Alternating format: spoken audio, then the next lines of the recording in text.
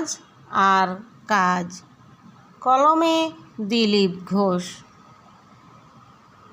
কর্তব্যের গর্ভজাত কাজের পিছু পিছু দৌড়ায় নিখিলেশ। তারই মাঝে নতুন কাজ করা নাড়ে, কাজের হয় না শেষ। বিশ্রামের মাঝেও পরবর্তী কাজের চিন্তা, জোটে না দক্ষিণা বাতাসের স্পর্শ।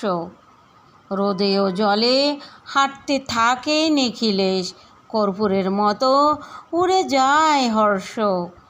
কর্মব্যস্ততা নিখিলেশকে টানে 10 দিক, কোনো দিকই সন্তুষ্ট নয় তার প্রতি।